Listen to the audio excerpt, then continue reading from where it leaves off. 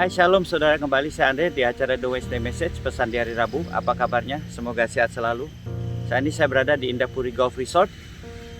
Pemandangan yang luar biasa indah. Minggu ini saya ingin membuat suatu pesan yang saya dapatkan di dalam perenungan firman Tuhan saudara, yaitu bicara tentang penyediaan Tuhan.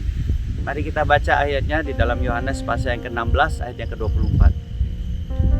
Sampai sekarang kamu belum meminta sesuatu pun dalam namaku. Mintalah, maka kamu akan menerima, supaya penuhlah sukacitamu. Suatu hal yang luar biasa saudara, di mana murid-murid Yesus selama 3 tahun lebih tidak pernah meminta sesuatu apapun. Saya sampai mencari tahu di Alkitab, masa sih? Seingat saya mereka pernah minta. Nah saudara, betul di dalam Markus pasal 10 ayat 35, Yohanes dan Yakobus pernah meminta kepada Yesus untuk duduk di sebelah kanan dan sebelah kirinya Yesus. Tapi ternyata setelah saya selidiki lagi di dalam Matius pasal 20 ayat 20, ternyata bukan mereka meminta, tetapi orang tua mereka, ibu mereka yang meminta kepada Yesus supaya Yakobus dan Yohanes duduk di sebelah kanan atau sebelah kirinya Yesus. Suatu permintaan yang tidak mungkin saudara, suatu permintaan yang mustahil. Kenapa? Karena Yesus sendiri duduk di sebelah kanan tahta Allah Bapa. Berarti kalau Yakobus dan Yohanes duduk di sebelah kirinya Yesus, berarti dia duduk mengambil posisi Allah Bapa. Tapi bukan itu intinya. Intinya adalah bagaimana luar biasa murid-murid Yesus selama 3 tahun lebih mereka tidak pernah meminta sesuatu apapun. Saudara bisa bayangkan kalau saudara punya anak, dan anak saudara selama 2 tahun mungkin tidak pernah meminta apapun. Di ulang tahun ditanya mau minta apa, mereka bilang tidak mau. Mereka bilang, oh punya papa bagi saya sudah cukup. Atau dibawa ke mall, dibawa ke toko mainan, diminta apapun, mereka tidak mau apa-apa. Karena bagi mereka memiliki bapak itu lebih penting dari semuanya. Saudara bisa bayangin kalau saudara menjadi bapak, bangganya saudara mempunyai anak seperti itu. Atau mungkin anak saudara agak sedikit aneh, kenapa tidak mau hal-hal yang bersifat menyenangkan buat mereka. Tetapi intinya di sini adalah bagaimana kita lihat bahwa selama Yesus bersama-sama dengan mereka, mereka tidak pernah meminta sesuatu apapun. Intinya apa saudara? Bahwa selama bersama dengan Yesus, mereka tidak pernah kekurangan apapun. Bahkan Yesus pernah berkata di dalam Lukas pasal yang ke-22 ayat yang ke-35 dikatakan, ketika aku mengutus kamu dengan tiada membawa pundi-pundi, bekal dan kasut, adakah kamu kekurangan apa-apa? Ayat 36, jawab mereka, suatu pun tidak. Nah luar biasa saudara, ayat ini bicara bagaimana murid-muridnya mengalami suatu penyediaan Tuhan yang luar biasa. Ketika mereka diutus tidak membawa apa-apa, bekal, bahkan kasut sekalipun, tetapi mereka tidak kekurangan apa-apa. Luar biasa bukan saudara? Tuhan mengingatkan saya juga bagaimana Daud pun mengalami hal yang sama. Di dalam Mazmur pasal yang ke-23 saudara, ayat yang ke-1 dikatakan apa? Ayat Mazmur yang cukup terkenal dikatakan, Tuhan adalah gembalaku, takkan kekurangan aku. Ayat yang kedua dikatakan, Ia membaringkan aku di padang yang berumput hijau, Ia membimbing aku ke air yang tenang.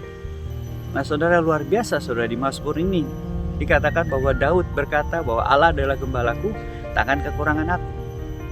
Dan saya mau saudara perhatikan di ayat yang kedua dikatakan apa? Ia membimbing aku ke padang yang berumput hijau. Nah saudara, ketika kita bicara padang yang berumput hijau, apa yang ada di dalam benak saudara? Pasti saudara memikirkan padang berumput hijau seperti ini, atau mungkin seperti ini, atau mungkin seperti ini. Tapi kenyataannya kita tahu kan saudara, tidak ada rumput seperti itu yang di Israel saudara, di Timur Tengah. Saudara, apalagi saudara yang pernah ke sana, saya pernah ke sana, bagaimana kita tidak menemukan rumput hijau yang seperti itu. Nah yang ada di Israel saudara tahu bahwa padang yang berumput hijau adanya gambar seperti ini, atau mungkin seperti ini. Jadi apa yang dimaksud dengan ayat kedua saudara yang dikatakan bahwa padang yang berumput hijau?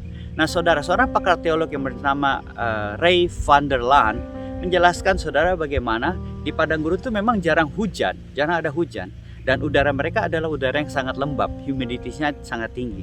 Jadi apa saudara yang terjadi adalah di sela-sela batu ini saudara, mereka menampung segala air yang mereka bisa terima, baik itu air hujan yang hanya sedikit dan juga moisture atau kelembaban udara, humiditas yang sangat tinggi, sehingga menampung, sehingga terbentuklah air-air yang sangat sedikit di situ saudara, di mana rumput-rumput bisa tumbuh meskipun tidak banyak seperti yang saudara lihat di gambar ini. Nah jadi saudara, intinya adalah bahwa domba-domba itu hanya makan secukupnya untuk di situ. Kemudian apa yang terjadi selanjutnya? Dia harus mengikuti kepada gembala mereka. Kemana gembala mereka itu pergi untuk menuntun mereka? Ke padang yang berumput hijau selanjutnya. Dan mereka ikut dan mereka makan dari rumput-rumput yang ada di situ yang tidak banyak. tetapi cukup untuk perjalanan mereka. Nah, saudara, luar biasa kalau kita petik nilai rohaninya di sini. Sebagaimana domba itu membawa domba-dombanya untuk mereka bisa makan secukupnya untuk saat itu, demikianlah penyediaan Allah untuk kita cukup untuk yang kita butuhkan saat itu. Luar biasa, saudara. Bahkan Yesus mengajarkan kan di dalam doa Bapa kami dikatakan, berikanlah kami pada hari ini makanan kami secukupnya. Luar biasa, saudara. Kalau kita lihat cara penyediaan Allah dari zaman dahulu, dari zaman Musa, dari zaman bangsa Israel, saudara, ketika di padang gurun dikatakan apa? Mereka mengumpulkan mana cukup untuk hari itu. Kalau besok akan jadi busuk. Tetapi kalau ketika besoknya Sabat, mereka bisa kumpulkan cukup untuk 2 hari. Luar biasa penyediaan Tuhan. Dan dari sini kita mengerti Mazmur 23 ini luar biasa ketika Daud berkata, Engkau adalah gembalaku, takkan kekurangan. Kenapa? Karena dia sendiri ada seorang gembala yang menuntun domba-domba untuk makan rumput yang secukupnya, yang tidak berlebihan tetapi cukup untuk perjalanan mereka. Jadi berikutnya domba-domba ini bergantung kepada gembalanya. Demikianlah Daud tahu tugas dia. Demikianlah dia bisa berkata bahwa Tuhan adalah gembalaku, sebagaimana domba-dombaku bergantung kepada aku. Aku juga bergantung kepada Bapakku. Dan kalau aku menjaga domba-dombaku, Bapakku pasti menjaga aku. Dan aku tidak akan pasti kekurangan.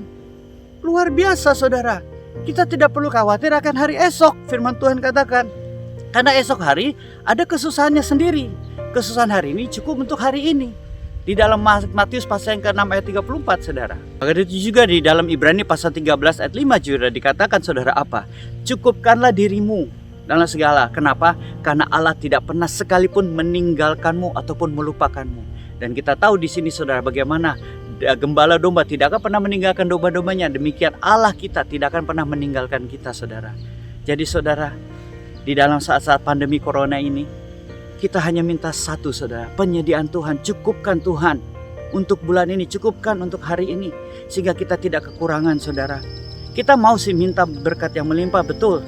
Tetapi dari kita pelajari di Alkitab ini, saudara, penyediaan Tuhan itu cukup yang kita butuhkan. Nah, sebagaimana saya sendiri mengalami, saudara, ketika pandemi mulai menghantam, khususnya Batam secara pribadi, saudara. Saya lihat penyediaan Tuhan yang luar biasa, bahwa setiap bulan Tuhan cukupkan, saudara. Bahkan ada lebih untuk saya bisa berbagi buat orang lain, memberi buat gereja Tuhan. Suatu hal yang luar biasa penyediaan Tuhan. Nah, bahkan Tuhan ingatkan saya, saudara, di dalam Yesaya pasal yang ke-30 ayat 20. Saya bacakan, saudara.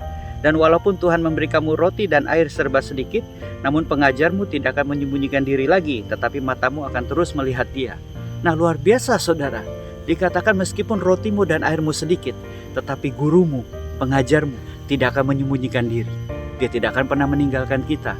Dan dikatakan ayat ini juga dikatakan kita akan terus memandang Dia. Sebagaimana domba memandang kepada gembala, kita akan memandang kepada gembala kita yang menuntun kita ke padang yang berumput hijau, yang memberikan penyediaannya yang luar biasa, memberikan apa yang kita butuhkan, saudara, sehingga kita tidak berkekurangan dan kita akan terus memandang Dia.